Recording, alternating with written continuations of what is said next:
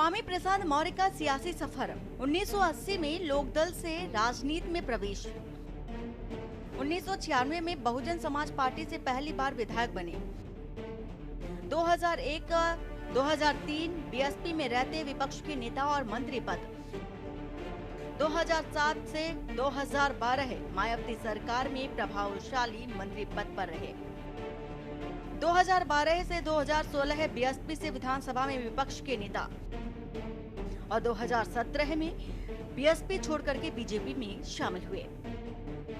2017 से 2022 की अगर बात करें तो योगी सरकार में श्रम मंत्री बने। जनवरी 2022 में बीजेपी से इस्तीफा देकर एसपी में शामिल हुए। 2022 चुनाव में सपा से फाजिल नगर सीट से चुनाव लड़ा और हार गए। स्वामी प्रसाद ने 80 के दशक में अपनी सियासी पारी का आगाज किया था, लेकिन राजनीतिक बुलंदी उनको 90 के दशक में बसपा का दामन थामने के बाद मिली। 2017 के चुनाव से ठीक पहले स्वामी प्रसाद ने बसपा छोड़कर के बीजेपी में शामिल हो गए थे और 2022 के चुनाव तपिश के बीच सपा की साइकिल पर सवार हो गए थे, लेकिन 2023 में उन्होंने सपा को अलविदा कह दिया था। सपा से इस्तीफा देने के बाद से स्वामी प्रसाद कोई सियासी प्रभाव न जमा सके और जिसके चलते एक बार फिर बसपा में वापसी के संकेत दे रहे हैं। बसपा छोड़ते समय उन्होंने मायावती पर जमकर हमले किए थे। मायावती को बाबा साहब के सिद्धांतों और काशी राम के मिशन से भटक जाने जैसे गंभीर आरोप भी लगाए थे, लेकिन अब उसी मायावती के साथ हाथ मिलाने के संकेत दे रहे हैं। सियासी वजूद को बचाने की जंग।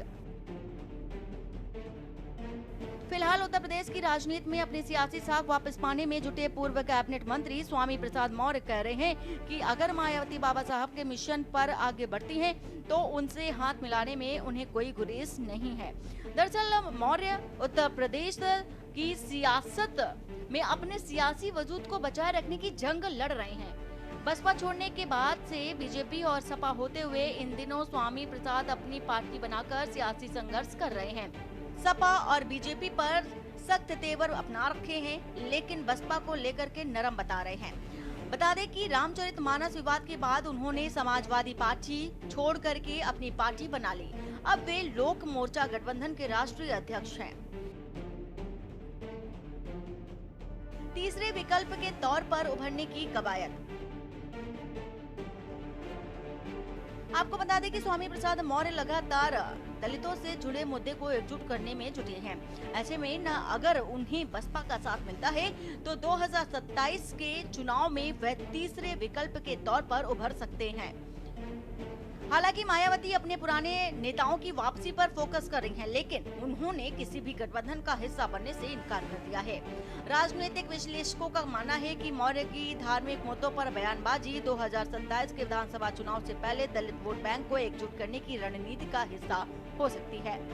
2017 में बीएसपी छोड़ने के बाद मौर्य ने बीजेपी और एसपी में दलित नेतृत्व का दावा किया था, लेकिन पार्टी में उनकी भूमिका सीमित रही। देश जल रहा है, प्रदेश जल रहा है। भाजपा की गलत नीतियों से करोड़ों नौजवान बेरोजगार हो गया। गरीबी का आलम यह है कि 80 करोड़ लोगों की जिंदगी 5 किलो 10 किलो चावल पे आके ठहर गई। महंगाई का आलम यह है कि आम लोगों का जीवन दूभर हो गया। वादा करने के बावजूद भी मोदी सरकार किसानों को लाभकारी मूल्य आज तक नहीं दे पाई। किसानों की एक ही मांग थी कि उनके उपज का न्यूनतम समर्थन मूल्य घोषित किया जाए। सरकार आज तक किसानों की बात को स्वीकार नहीं की। छुट्टा जानवर किसानों की हरी भरी फसल चर की चौपट कर रहे हैं।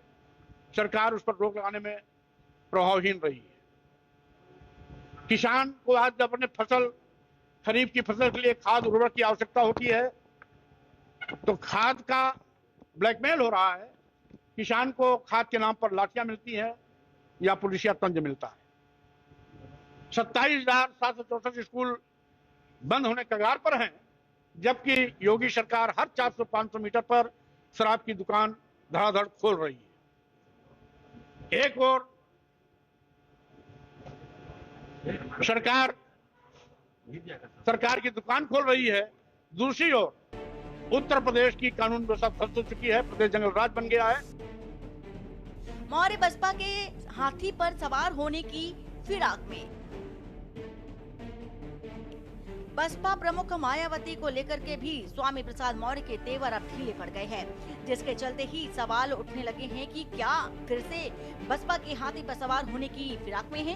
स्वामी प्रसाद मौर्य ने कहा कि अगर मायावती बाबा साहब आम्बेडकर के मिशन और रास्ते पर चलती हैं, तो उन्हें बसपा के साथ हाथ मिलाने में कोई गुरेज नहीं है।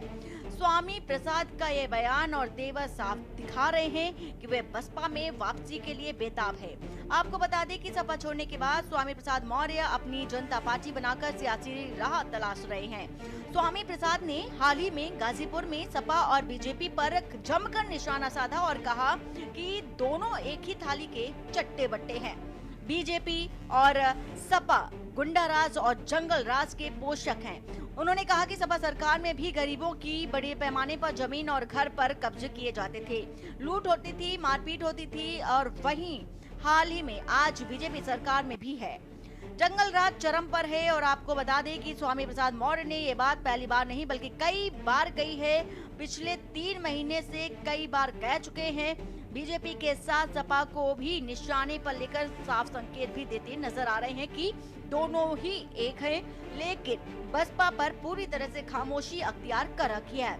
पिछले दिनों स्वामी प्रसाद मौर्य ने बसपा प्रमुख मायावती की तारीफ करते हुए उन्हें अब तक का सबसे बेहतरीन मुख्यमंत्री बना दिया था और स्वामी प्रसाद के तेवर से माना जा रहा है कि वे बसपा में वापसी के संकेत दे रहे हैं।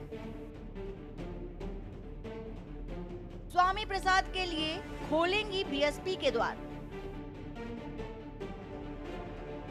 स्वामी प्रसाद मौर्य भले ही बसपा में वापसी के लिए बेताब नजर आ रहे हैं, लेकिन क्या मायावती उन्हें लेने के लिए तैयार होंगी? बसपा सूत्रों की माने तो स्वामी प्रसाद मौर्य ने जिस तरह से पार्टी छोड़ने के बाद मायावती पर आक्रामक रुख अपनाया, इसके अलावा सनातन धर्म और हिंदू देवी देवताओं को लेकर के स्वामी प्रसाद मौर्य जिस तरह से बयान दे रहे हैं, उसे लेकर के मायावती उनसे खुश नहीं है।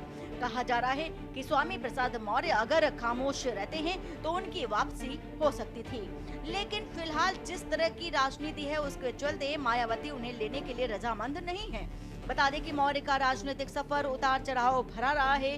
वे पहले भी बीजेपी में थे और फिर एसपी में शामिल हुए और अब एसपी से नाराज हैं। उनकी बयानबाजी से साफ है कि वे खुद को दलित बहुजन आंदोलन का चेहरा बनाना चाहते हैं, लेकिन क्या मायावती उन्हें माफ करेंगी? हालांकि मौर्य की चालें उत्तर प्रदेश की सियासत को नया मोड़ दे रही है।